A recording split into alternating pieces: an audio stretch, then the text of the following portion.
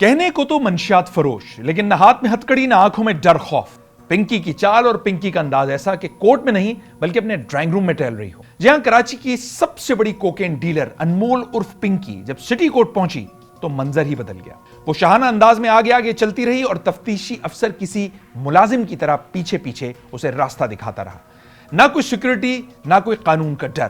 پنکی نے عدالت میں کھڑے ہو کر اپنے وکیل کے فون پر گپ شپ لگائی، لوگوں سے ہنسی مذاق کیا اور دھڑلے سے کہا کہ میں بہت جلد رہا ہو جاؤں گی۔ آئیے آپ کو بتاتے ہیں کہ انمول پنکی کون ہے، کیسے گرفتار ہوئی اور اس کی پہنچ کہاں تک ہے۔ اصل میں یہ کہانی کسی فلمی سکرپٹ سے کم نہیں۔ انمول عرف پنکی کراچی، لاہور، اسلام آباد کے پوش علاقوں میں کروڑوں روپے مالیت کی کوکین اور جدید کیمیکل سے تیار کردہ سینتھیٹک ڈرگ سپلائی کرنے والا ایک بڑا برانڈ مانی جاتی ہے۔ گارڈن پولیس نے جب اسے گرفتار کیا تو اس کے قبضے سے بھاری مقدار میں کوکین اور پستول برآمد ہوا، لیکن عدالت میں اس کی وی آئی پی پیشی نے پولیس کی کارکردگی پر بہت بڑا سوالیہ نشان لگا دیا ہے۔ بات یہاں تک پہنچ گئی کہ کراچی پولیس چیف نے اس شرمناک پروٹوکول کا سخت نوٹس لیتے ہوئے ڈی آئی جی ساؤتھ اور ایس ایس پی سٹی کو ہنگامی طور پر طلب کر لیا۔ صوبائی وزیر داخلہ نے بھی اس پر شدید برہمی کا اظہار کرتے ہوئے تفتیشی افسران کو معطل کرنے کے بجائے براہ راست گرفتار کرنے کا حکم دے دیا ہے، کیونکہ اس پروٹوکول افسر بنے تفتیشی کی وجہ سے ملزمہ کے فرار ہونے کا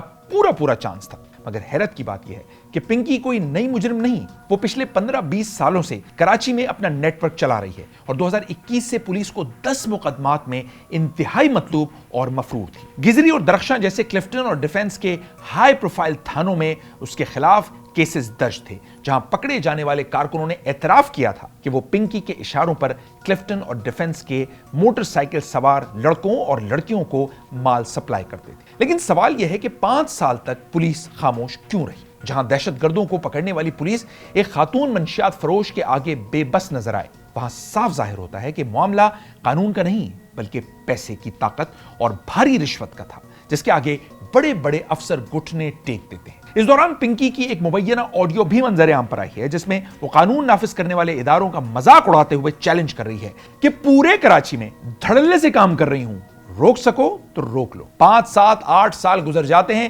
مگر کوئی پکڑ نہیں پاتا۔ آئیے آپ کو وہ آڈیو سنواتے ہیں۔ بیچری بھی فل دھڑلے سے ہوں، ٹھیک ہے، روک سکو تو روک لو، چیلنج ہے۔ اور ہاں، سنی بھی میرے پاس ہی ہے اور لکی بھی میرے پاس ہی ہے۔ میں نے کہا کیا یار، ایویں ہی بچوں کو تنگ کرو گے، اٹھا لو اگر اٹھا سکتے ہیں۔ آپ کو بات کرنے سے پہلے اوپر دیکھ تو لینا چاہیے تھا، میں نے ڈان لکھا ہوا ہے، سمجھ نہیں آیا؟ مطلب اتنے سمجھدار ہو گئے پھر فضول بچوں والی باتیں کر رہے تھے میرے ساتھ۔ اصل میں نا آپ لوگوں کی عقل ہی گھٹنوں میں، جس دن دماغ سے سوچنا شروع کرو گے نا، اس دن پنکی کی طرح ایک برانڈ بن جاؤ گے۔ سنا آپ نے؟ یہی نہیں بلکہ اپنی اس آڈیو میں وہ لاہور اور اسلام آباد کے 2 بڑے ناموں کا ذکر بھی کر رہی ہے، جن کے ساتھ مل کر وہ یہ مکر و فریب کا دھندا کرتی تھی۔ اب اس نیٹ ورک کے آپریٹنگ ماڈل کے حوالے سے جو ہوش روبا سچائیاں سامنے آئی ہیں وہ آپ کے رونگٹے کھڑے کر دیں گی۔ یہ کوئی معمولی گینگ نہیں بلکہ ایک باقاعدہ کارپوریٹ لیول کا منشیات کارٹل ہے۔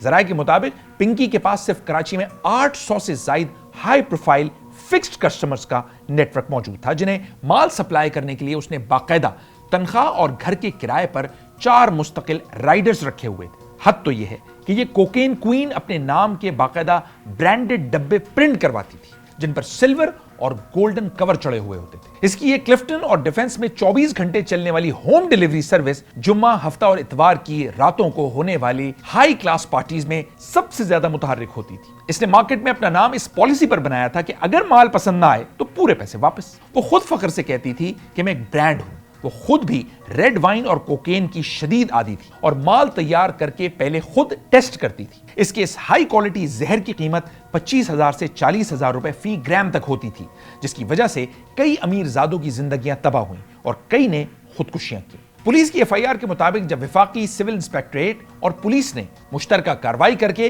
اسے دھر دبوچا تو اس کے پاس سے 1 کلو سے زائد خالص کوکین اور 22 انڈے برآمد ہوئے۔ یاد رہے کہ منشیات کی دنیا میں ایک انڈے کے اندر 22 سے 23 گرام کوکین چھپائی جاتی ہے، جس کی مالیت کروڑوں روپے بنتی ہے۔ اس قدر بھاری مقدار میں مال برآمد ہونے کے باوجود جب اسے سٹی کورٹ لایا گیا تو پولیس کا رویہ ایسا تھا جیسے انہوں نے کسی مجرم کو نہیں بلکہ اپنے کسی ہائی پروفائل افسر کو گرفتار کیا۔ جہاں ایک عام موٹر سائیکل سوار یا کالے شیشے والی گاڑی کے ڈرائیور کو پولیس اگلے ہی دن رسیاں اور ہتھکڑیاں لگا کر ذلیل کرتے ہوئے مجسٹریٹ کے سامنے پیش کرتی ہے، وہاں پنکی بغیر کسی لیڈی پولیس اور بغیر ہتھکڑی کے دندناتی پھر رہی تھی۔